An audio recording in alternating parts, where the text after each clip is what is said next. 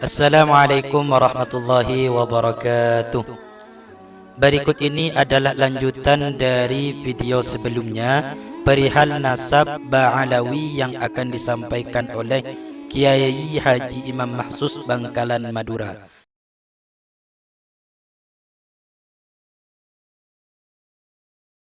Ini saya mencoba untuk mengulang kembali pembahasan yang sudah saya bahas ini. Tapi perbedaannya mungkin saya tidak akan menyebut kitab-kitab rujukan sebanyak apa yang telah saya sebut di konten yang terdahulu. Saya ingin memfokuskan dua kitab yang menjadi kitab rujukan oleh pihak pengklaim, yaitu kitab Tahdhibul Asma, Tahdhibul Ansab wa Nihayatul Aqab, karangan Abul Hasan Muhammad bin Abi Ja'far Al-Ubaidari yang wafat tahun 435, dan kitab Asy-Syajaratul Mubarakah yang katanya diklaim karangan Abu Abdullah Muhammad bin Umar Al-Qurashi atau yang dikenal dengan Imam Al-Fakhr Razi. Beliau wafat tahun 604 atau 605 atau 606 atas perbedaan yang terjadi di antara para ulama. Mungkin kita akan fokus kepada dua kitab ini. Tapi sebelum kita masuk ke pertengahan pembahasan, sebenarnya ada beberapa hal yang penting yang penting diketengahkan. Yang pertama, pengklaim menyatakan bahwa para habaib ini masuk Indonesia pada tahun sekitar 1880-an.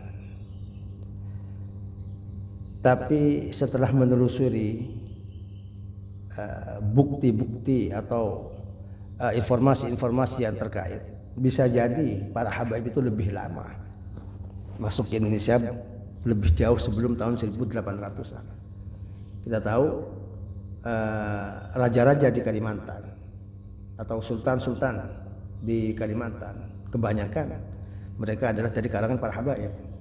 Sebutlah yang sudah terkenal Sultan Abdurrahman bin Hasan Al-Gadri, Habib Abdurrahman bin Hasan Al-Gadri Pontianak. Beliau dilahirkan tahun 1730, dan tentu sebelumnya sudah ada kakek buyut beliau yang sudah berdomisili di Kalimantan.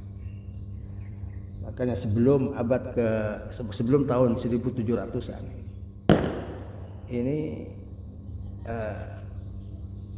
sudah ada sebagian para habaib yang sudah sampai kepada penjuru-penjuru Asia, termasuk di Indonesia ini. Dalam sebuah kitab rihlah Jawal Jamilah yang ditulis oleh Saleh bin Ali Al-Hamid, beliau menyinggung tentang perjalanan atau penyebaran para habaib di penjuru dunia, termasuk di Jawa. Bahkan beliau menyinggung dan bersinggungan dengan Wali Songo dan semacamnya dan seterusnya. Juga kalau mau jujur, pakar sejarah Amir Skip Arslan dalam kitab Hadir Al-Alam Al-Islami menyatakan bahwa para habaib ini sudah masuk ke Asia jauh sebelum tahun 1800-an. Ini yang pertama. Makanya perlu kita sepakati bahwa penetapan nasab dan sejarah bagi para habaib ini bukan hanya terpaut kepada kitab-kitab nasab saja. Semuanya sudah dibahas panjang lebar oleh para ulama dari ahli nasab dan para fuqaha. Jangan nanti ada yang menolak, itu kan urusan kitab fikih. Terus kalau kitab fikih dikesampingkan, dalam urusan nasab kita akan berkiblat kemana? Dalam urusan nasab ini ada yang dikenal atau dikatakan oleh ulama para fuqaha yang dikenal dengan al-istifaadah. Al-istifaadah adalah al-khabarul fasi atau as-sama'ul fasi yang sudah terkenal dan tidak ada perdebatan di antara masyarakat bahwa ini anaknya ini, bahwa ini buyutnya ini, dan semacamnya dan seterusnya. Ini istifaadah. Para habaib sudah terkenal. Para habaib yang menyebar di segala penjuru dunia diterima dan dikenal oleh para masyarakat secara umum. Jadi kalau kita memaksa hanya ada dua kitab yang tidak menyebut datuk mereka, itu pun akan kita bahas nanti. Kalaupun hanya berpatokan kepada dua kitab yang tidak menyebut kakek buyut mereka, sehingga ini seperti mengingkari matahari di siang bolong. Seperti kata pepatah, para ulama menyatakan tawdihul wadihat minal muskilat. Menerangkan sesuatu yang sudah jelas ini termasuk kerumitan. Jadi bukan nambah jelas tapi malah nambah rumit. Menjelaskan sesuatu yang jelas. Misalkan ada seorang yang sudah melihat matahari pada pukul 12 siang bolong. Jangan kemudian dia berkata apakah matahari ini tidak ada. Karena sudah dilihat dengan matanya sendiri. Demikian pula perkara yang berhubungan dengan nasab Bani Alawiyin yang sudah menyebar segala penjuru dunia. Mereka punya kaidah fikih yang sudah diakui oleh para ulama. Imam Abu Hanifah mengamalkan dengan istifadah ini, dengan istifadah dalam 5 perkara. Salah satunya dalam perkara nasab. Kemudian Imam Malik dalam 19 perkara, salah satunya dalam ilmu nasab. Imam Syafi'i di dalam 8 perkara, salah satunya dalam ilmu nasab. Kemudian Imam Ahmad bin Hanbal menerima kaidah al-istifadah ini sekitar dalam sekitar 9 masalah, salah satunya dalam ilmu nasab. Jadi ijma 4 mazhab Ahlussunnah wal Jamaah bahwa al-istifadah termasuk salah satu perkara yang diakui dalam syariat untuk penetapan nasab. Kemudian ini pun juga di samping para habaib Bani Alawiyin secara umum punya garis-garis nasab yang mereka jaga dari kakek buyut mereka. Ini juga sudah merupakan bukti kuat yang sudah tidak bisa diingkari lagi. Hanya karena ada 2 kitab dan klaim-klaim yang baru muncul sekarang. Coba bayangkan bagaimana beratus-ratus tahun, bukan hanya berpuluh-puluh tahun, beratus-ratus tahun masyarakat kaum muslimin yang mengakui keberadaan para habaib ini.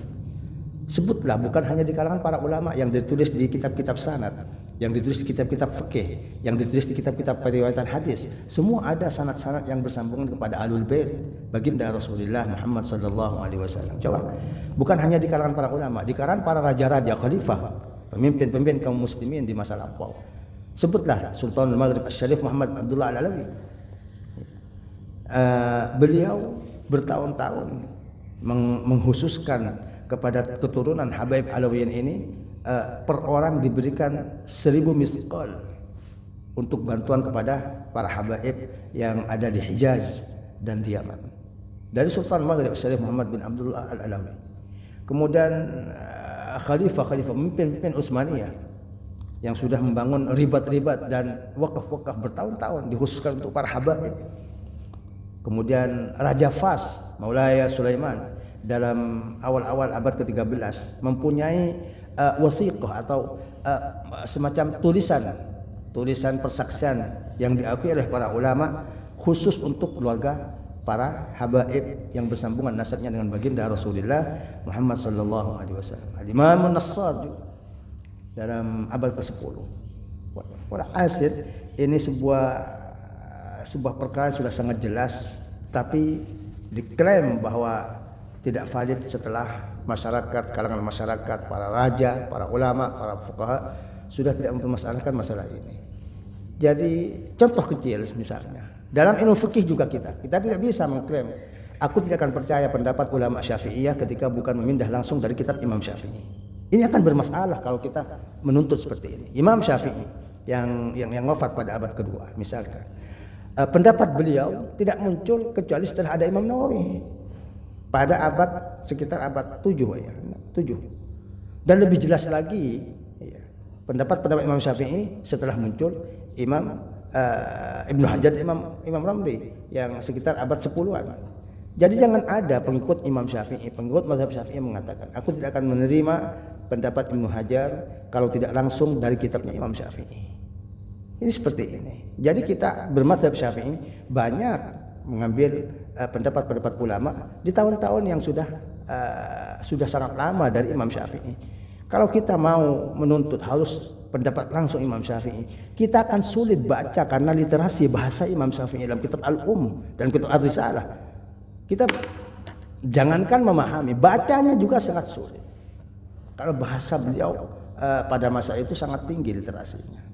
Makanya para ulama Syafi'i dalam mazhab Syafi'i, para ulama Syafi'i menjalin beberapa proses dari Imam Nawawi dan Imam Rafi'i, kemudian muncul Ibnu Hajar dan Imam Ramli. Kebanyakan pendapat Imam Syafi'i kita ambil dari Ibnu Hajar dan Imam Ramli. Terus jangan ada yang mengklaim aku tidak akan percaya ini pendapat Imam Syafi'i kecuali ada kitabnya pada abad kedua. Ini kan masalah. Sudahlah Imam Rafi'i, Imam Nawawi, Ibnu Hajar, Imam Ramli sudah al-istifadah. Mereka Syekhul Madhab, Muhadirul Madhab. mereka yang berkhidmat kepada pendapat Imam Syafi'i dan terima oleh masyarakat secara umum sudah beratus-ratus tahun. Maka apapun yang keluar dari Ibnu Hajar, dari Imam Nawawi, kita yakini bahwa itu adalah pendapat dan tidak keluar dari kaidah mazhab Imam Syafi'i. Meskipun Imam Syafi'i sendiri kita tidak menemukan dalam kitab beliau.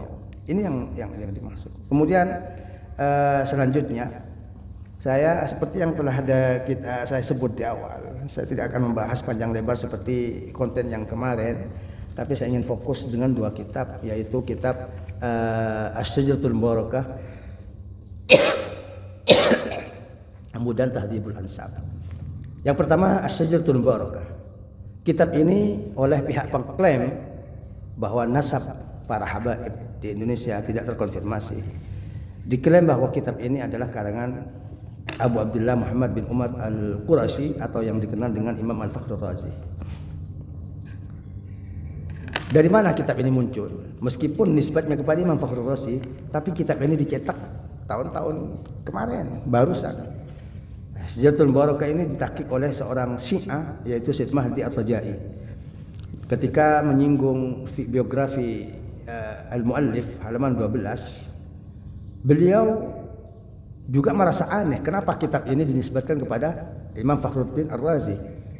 Wa minal ajab anni lam a'thur ala dzikri ismil kitab fi ta'alifihi wa tasanifihi. Dan adalah sebuah keanehan, aku tidak pernah menemukan kitab ini disebut dari sebagian karangan dan tulisan Imam Fakhrur Razi. Kemudian beliau menceritakan bagaimana menemukan kitab ini. Ternyata semuanya adalah tokoh Syiah. Dan kitab ini dicetak di Qum, Iran, selebaran Syiah. Dan masuk akal ketika apalagi kita yang mentahqiq aja ini juga heran kenapa tidak disebut kitab Asy-Syajaratul Mubarakah ini dari sebagian karangan Imam Al-Fakhrur Razi. Pilih saja terjemah beliau atau biografi beliau dari karangan para ulama Sunni. Imam Subki dalam kitab Tabaqat Asy-Syafi'iyatul Kubra tidak menyebut kitab ini milik Fakhrur Razi. Padahal Imam Fakhrur Razi ini sudah merupakan imam yang sangat fenomenal dalam mazhab Ahlussunnah wal Jamaah. Beliau adalah pejuang mazhab Asy'ari, Syafi'i. Ini yang dimaksud. Mereka sering berdebat langsung dengan ahli falsafah dan kaum Mu'tazilah, pejuang mazhab Asy'ari dan berhad Syafi'i dalam ilmu fikihnya.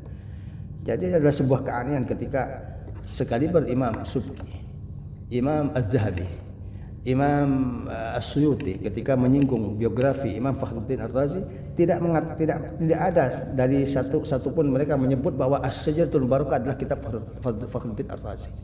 Tidak ada. Padahal Imam Ad-Dawudi menyatakan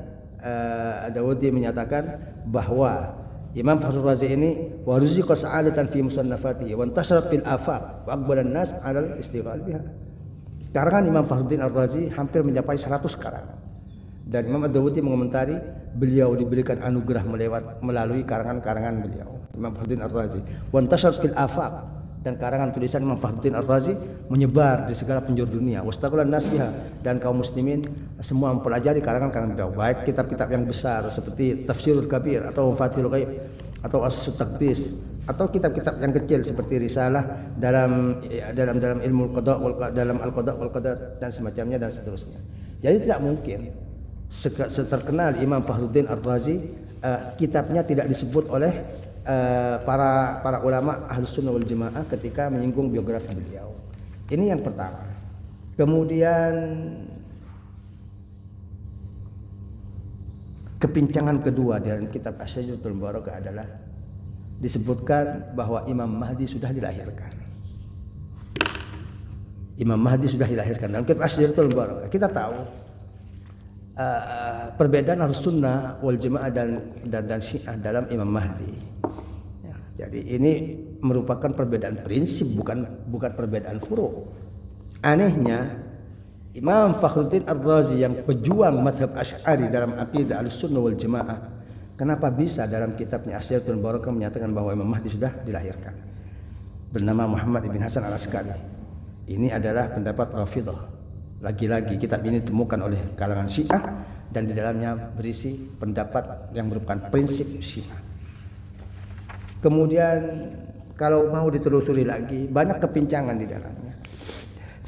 Pihak pengklaim menyatakan bahwa nasab Habib di Indonesia perlu dikonfirmasi lagi dan tidak valid karena tidak menyebut datuk beliau Ubaidillah bin Ahmad ibn Isa al-Muhajir. Kalau ini dijadikan kaidah, ketika ada kitab tidak menyebut datuk sebuah turunan, maka kita juga bisa menjadikan memprotes kitab Asyriyatul Barakah yang mereka pegang. Kenapa? Saya ambil contoh. Asyriyatul Barakah yang katanya karangan Fakhruddin Ar-Razi tidak menyebut Imam Abdul Qadir Al-Jilani. Tidak menyebut Imam Abdul Qadir Al-Jilani. Apakah ada seorang yang berani sekarang menyatakan bahwa Imam Abdul Qadir Al-Jilani bukan dari karangan Habaib?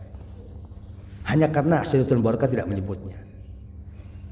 Ini yang dimaksud. Padahal kalau mau jujur, Imam Fakhruddin Ar-Razi dan Imam Abdul Qadir Al-Jilani berdekatan lokasinya. Imam Al-Fakhrul Razi dilahirkan di Harah dan Imam Abdul Qadir Al-Jilani di Jilan, Iran dan Irak yang berdekatan. Bahkan dalam usia mereka pun juga insya Allah berdekatan. Ketika Syekh Abdul Qadir Jilani berumur sekitar 70 tahun baru Imam Fakhruddin Ar-Razi dilahirkan. Jadi tidak jauh beda. Kenapa seterkenal Syekh Abdul Qadir Jilani tidak disebut oleh Imam Fakhruddin Ar-Razi dan kitabnya Asyriyatul Barakah? Apakah kita berani menyatakan ketika Fakhruddin Ar-Razi tidak menyebut Imam Abdul Qadir Jilani, maka Abdul Qadir Jilani bukan Ahlul Bait? Dan saya sepatkan juga seperti yang dipegang oleh pihak pengklaim kitab Ibnu Inabah dalam Umdatul Talib, beliau juga tidak menyebut Syekh Abdul Qadir Jilani. Ibnu Inabah bukan Ibnu Ambah, Ibnu Inabah. Pihak pengklaim membaca Ibnu Ambah, tapi sebenarnya Ibnu Inabah dalam kitabnya Umdatul Talib tidak menyebut Syekh Abdul Qadir Jilani. Padahal sama-sama Syekh Abdul Qadir Jilani dan Ibnu Inabah Daudi. Kalau mau ditelusuri satu nasab beliau dengan Syekh Abdul Qadir Jilani. Kenapa tidak disebut? Apakah kita berani mengklaim bahwa tidak disebutnya Imam Abdul Qadir Al-Jilani dalam Asyriyatul Barakah dan kitab Umdatul Talib bahwa Imam Syekh Abdul Qadir Al-Jilani bukan Ahlul Bait? Jadi ini ada beberapa kaidah yang dilupakan oleh pihak pengklaim. Begini, seorang ulama yang tidak menyebut sebuah figur, ini bukan berarti figur yang tidak disebut ini tidak ada. Bukan berarti tidak ada. Bukan berarti tidak ada. Ada kaidah, man hafizah hujjatun ala man lam yahfaz. Seseorang yang menghafal, ini bisa jadi dalil dan bukti kepada yang tidak menghafal. Ada kaidah lain, al-musbit muqaddamun 'ala nafi. Seorang yang menetapkan didahulukan kepada yang meniadakan. Jadi tidak adanya satu figur dalam kitab nasab. Bisa jadi di kitab-kitab yang lain disebut dan disinggung. Jadi ini, kalau mau kita ambil contoh, baiklah.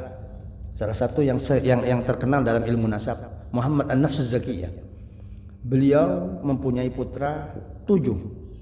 Tapi yang masyhur dalam kitab Ansab hanya 6 putra beliau yang disebut oleh para ulama. 6. Padahal beliau punya 7 putra, yaitu Al-Qasim. Jarang disebut dalam kitab-kitab Ansab. Muhammad An-Nafs Az-Zakiyah. Ini adalah contoh kecil bagaimana sebenarnya kita jangan keburu ketika menemukan satu figur tidak disebutkan dalam sebuah kitab, maka kita langsung menyatakan ini tidak valid dan semacamnya dan seterusnya. Ini yang pertama terkait dengan kitab Asyriyatul Barakah. Kemudian kita pindah ke kitab yang kedua, yaitu kitab Tahdhibul Ansab wa Nihayatul Aqab karangan Abdul Hasan Muhammad bin Abi Ja'far Al-Ubaidillah, yang katanya tidak menyebut Imam Ubaidillah adalah putra Imam Ahmad ibn Isa al-Muhajir. Yang pertama, tidak disebutkannya Imam Ubaidillah atau Imam Abdullah dalam kitab Tahdhibul Ansab ini terpatahkan oleh penyebutan ulama yang sangat terkenal, yaitu Al-Imam Sayyid Muhammad Murtadha Az-Zabidi yang wafat pada tahun 1205. Dalam kitabnya Ar-Rawdul Jalil fi Nasabi Bani Alawi halaman 121 beliau menyatakan, mungkin tidak usah diterangkan siapa Murtadha Az-Zabidi yang menyarahi kitab Ihya Ulumuddin Imam Ghazali dan punya kitab Tajul Arus, seharusnya kitab Al-Qamus, Imam Ahlus Sunnah wal Jamaah.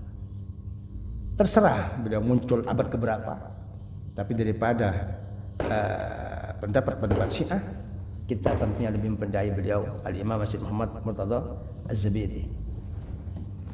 Dalam kitabnya Ar-Rawdul Jadi fi Nasab Bani Alawi, beliau menyatakan wa fihi qala hijratu Ahmad ibn Isa al-Muhajir. Qala Syekh Asy-Syaraf al-Ubaidili. Ini punya kitab yang punya kitab Tahdhibul Ansab. Hajar Syarif Ahmad ibn Isa an-Naqib min al-Madinah ila al-Basrah fil ushr al-thaniyah min al-qarn ar-rabi' al-Hijri. Berpindah Syarif Ahmad ibn Isa an-Naqib dari Madinah ke Basrah dalam paruh perpuluhan kedua di abad ke-14 Hijriah. Wa kharaja minha huwa wa waladuhu Abdullah ila al-Masyriq, dan keluar dari Basrah dia Imam Ahmad ibn Isa an-Naqib dan putra dia dan putra beliau Abdullah ke timur. Wa alqa asat tisyan fil Yaman, dan beliau meletakkan tongkat perjalanan beliau, pengembaraan beliau di Yaman. Wastaqarra fi Hadramaut, dan beliau akhirnya menetap di Hadramaut. Ini yang ditulis oleh Muhammad Murtada Az-Zabidi, Imam Syed Muhammad Murtada Az-Zabidi dalam kitabnya Ar-Rawdul Jadi.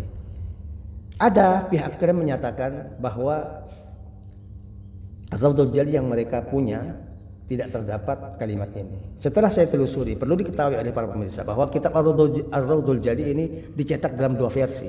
Yang pertama adalah cetakan Darul Fath Mesir, dan pentahkiknya adalah Sunni Muhammad Abu Bakar Badib. Yang kedua cetakan Dar Kinan yang dimiliki pihak pengklaim yang menafikan kalimat tadi, bahwa Imam Asy-Syaraf Al-Ubaidili tidak menyatakan dalam kitabnya bahwa Ahmad ibn Isa hijrah dengan putranya Ubaidillah. Ternyata setelah saya telusuri, pihak pengklaim mempunyai cetakan yang lebih lama memang, tapi cetakan Syiah, Dar Kinan milik Syiah di Suriah, dan pentahkiknya adalah Arif Ahmad Abdul Ghani, bukan dari kalangan Sunni. Ahmad Abdul Ghani, Arif Ahmad Abdul Ghani juga dalam situs nasional Syiah Al-Kafil, Anda bisa cek sendiri, dinyatakan bahwa Arif Ahmad Abdul Ghani yusbit wiladat al-Mahdi alaihissalam. Ditulis, dibahas di chatting internasional Syiah, situs Syiah yaitu Al-Kafir, bahwa pentahking kitab yang dipegang oleh pihak pengklaim Dar Kinan, bahwa dia punya pendapat Imam Mahdi sudah lahir. Lagi-lagi ini bertentangan prinsip dengan Ahlussunnah wal Jamaah. Dan setelah saya telusuri, ternyata halaman 30 ini kosong. Bagaimana mungkin pihak pengklaim menemukan bahwa Syekh Asy-Syaraf Al-Ubaidili ini menyatakan bahwa Syekh Ahmad Isa an-Naqib mempunyai putra Ubaidillah ketika kitabnya sudah dihapus oleh kalangan Syiah. Pada halaman 30 kosong dan dihapus. Di situ sejarah Imam Ahmad al-Muhajir dan putra beliau Imam Abdullah. Padahal di Darul Fath yang ditahqiq oleh Muhammad Abu Bakar Badib ini sangat jelas bahwa Asy-Syaraf Al-Ubaidili yang punya kitab Tahdhibul Ansab tadi menyatakan bahwa ketika merekam sejarah hijrahnya Ahmad ibn Isa al-Muhajir, beliau bersama putranya yang bernama Abdullah. Padahal apa yang kurang, yang kita ragukan ketika ada pakar dari golongan kita Ahlussunnah wal Jamaah yang menyatakan bahwa Ahmad ibn Isa punya putra yang bernama Abdullah. Di samping Muhammad Murtada Az-Zabidi adalah marji atau seorang yang terpercaya dari kalangan ulama dalam ilmu nasab. Abdul Hayy Al-Hafidh, Al-Imam Abdul Hayy Al-Hafidh, Al-Imam Al-Hafidh Abdul Hayy Al-Kittani dalam kitab Fahras al-Faharis juz 1 halaman 528 mengomentari siapa Muhammad Murtada Az-Zabidi. Kana an-nas yadhalun ilaihi ويكاتبونه لتحرير أنسابهم وتصحيحها من المشرق إلى المغرب. Jadi beliau didatangi oleh masyarakat umum dari segala penjuru, dan kaum muslimin menyurati beliau untuk menanyakan tentang hal-hal yang berkaitan dengan nasab, dari penjuru timur sampai penjuru barat. Ini sebutan Al-Imam Abdul Hayy Al-Kittani rahimahullah ta'ala ketika mengomentari siapa Muhammad Murtada Az-Zabidi. Kemudian beliau mendapatkan julukan nasabah ahli nasab pada abad ke-12 atau abad ke-13. yang ditulis oleh pentahqiq kitab Ar-Raudhul Jali Muhammad Abu Bakar Batib, yaitu beliau menyatakan bahwa Al-Imam Muhammad Murtada Az-Zabidi mempunyai sekitar 25 karangan dalam ilmu nasab. Apa yang diragukan? Yang menyebutkan bahwa Ahmad ibn Isa punya putra bernama Abdullah adalah Muhammad Murtada Az-Zabidi, As-Sayyid Al-Imam As-Sayyid Muhammad Murtada Az-Zabidi. Beliau Sunni, beliau punya gelar nasabah, dan beliau sudah diakui oleh para ulama. Ini yang pertama. Jadi sekarang kita cuma bisa milih, mau dua pilihan, mau percaya ke Imam Muhammad Murtada Az-Zabidi atau pentahqiq Ar-Raudhul Jali yang dari Syiah Arif Ahmad Abdul Ghani yang menghapus sekitar 1 halaman tentang cerita Imam Muhajir. Pilihannya tergantung pada pemirsa semuanya. Ini yang pertama. Kemudian yang kedua, ada yang mengklaim bahwa dalam kitab Tahdhibul Asma Imam atau Syekh Syaraf Al-Ubaidili tidak menyatakan bahwa Imam Ahmad bin Muhajir punya putra Abdullah. Baiklah, kita telusuri hal ini. Tidak menyebutnya Syekh Syaraf Al-Ubaidili tentang Imam Abdullah bin Ahmad Isa Al-Muhajir dalam kitabnya Tahdhibul Ansab. Ini bukan berarti beliau tidak menyebut dalam kitab-kitab yang lain. Imam Asy-Syaraf Al-Ubaidili, Abul Hasan Muhammad bin Abi Ja'far Al-Ubaidili punya karangan bukan cuma Tahdhibul Ansab, ada kitab-kitab lain. Pilih saja seperti Al-Mathbut fin Nasab, 1000 lembar, 1000 halaman, 1000 lembar. Karangan beliau juga. Dan kalau kita telusuri dalam kitab-kitab sejarah, kitab-kitab nasab, saya ingin membuka sebuah kitab yaitu Tarikh Hadramut yang ditulis oleh Shalih Al-Hamid pada halaman 296. Ini menyatakan bahwa memang benar Abul Hasan Muhammad bin Abi Ja'far Al-Ubaidili dalam kitab Tahdhibul Ansab tidak menyebut putra Ahmad bin Isa Al-Muhajir adalah Abdullah. Tapi dalam rekam sejarah, ketika merekam sejarah perpindahan Al-Imam Ahmad bin Isa Al-Muhajir ke Hadramut, ternyata Syekh Abul Hasan Muhammad bin Abi Ja'far Al-Ubaidili menyebutnya. Di mana? Tarikh Hadramut, tulisan Shalih Al-Hamid 296 ini menyatakan hadza fi kitabihi Al-Intisar li Bani Fatimah Al-Abrar, bahwa ternyata Imam Ubaidillah menyebutkan putra Ubaidillah di dalam kitab Fatimah Al-Abrar.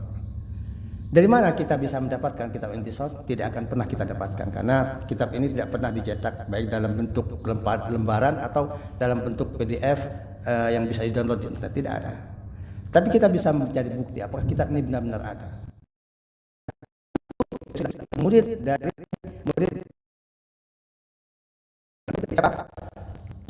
ini oleh murid beliau, siapa, Najmuddin Ali bin Muhammad kitabnya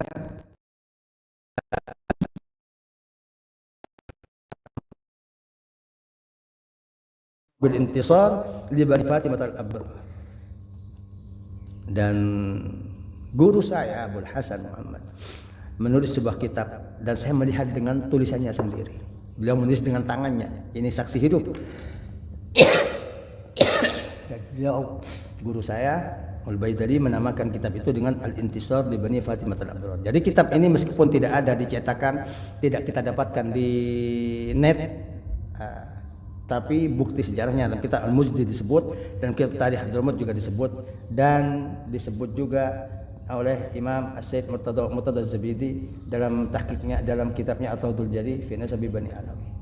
Jadi Syekh Ubaidili ini yang muncul pada abad ke-5 ini sudah menyebut Imam Abdullah. Ini sudah mematahkan klaim yang menyatakan bahwa Imam Ubaidillah atau Abdullah tidak disebut dalam abad 4, 5, 6 sampai 9. Ini sudah patah dengan pernyataan-pernyataan yang saya sudah jelaskan dari tadi. Jadi Imam Ubaidillah meskipun tidak disebut dalam kitab Tahdhibul Ansab, tapi justru pengarang Tahdhibul Ansab sendiri menyebutnya dalam kitab yang lain, yaitu Al-Intisar di Bani Fatimah Al-Abrar. Kemudian siapa lagi yang menyebut Imam Abdullah ini. Juga lagi-lagi Imam Muhammad Murtada Zubaydi dalam kitab Ar-Rawdul Jali menulis Ahmad ibn Isa an-Naqib ar-Rumi wa huwa jaddu hadhihi ad-du'abah al-mubarakah. Kana li Ahmad ibn Isa an-Naqib ala ma dzakarahu Mus'ab wal Bukhari wal Umri fi Masjid al-Ansab min al-walad isnan Muhammad wa Abdullah wa qila bit tasghir Ubaidillah. Hakadha hakahu Mus'ab az-Zubayr. Ahmad ibn Isa an-Naqib ar-Rumi, beliau adalah datuk kelompok habaib yang penuh barokah ini. Ini perkataan Muhammad Murtada Zubaydi dalam kitab At-Tawassul. Ahmad ibn Isa mempunyai dua putra, Muhammad dan Abdullah. Wa qila bit tazkir, dan dikatakan Ubaidillah, bukan Abdullah tapi Ubaidillah. Ini disebut oleh Mus'ab dan Bukhari dan Mus'ab dan Bukhari dan Al-Umri, Najmuddin Al-Umri dalam kitab Masjidul Ansar. Siapa Mus'ab ini? Yang disinggung oleh Imam Syed Muhammad Murtada Zubaydi. Siapa Mus'ab? Mus'ab ibn Abdullah ibn Mus'ab ibn Sabit ibn Abdullah ibn Zubair, keturunan sahabat yang masyhur Abdullah bin Zubair. Mus'ab hidup pada wafat tahun 236. Jadi abad ketiga. Abad ketiga sudah disebutkan bahwa Ahmad ibn Isa an-Naqib alama dzakara Mus'ab mempunyai putra Abdullah wa qila bit-tas. Demikianlah paparan narasi terkait nasab para habaib di Indonesia yang disampaikan oleh Kiai Haji Imam Mahsus. Semoga kita dapat mengambil hikmah dan pelajaran untuk kita jadikan pedoman di dalam memahami soal nasab para habaib. Demikianlah video kali ini. Terima kasih. Wassalamualaikum warahmatullahi wabarakatuh.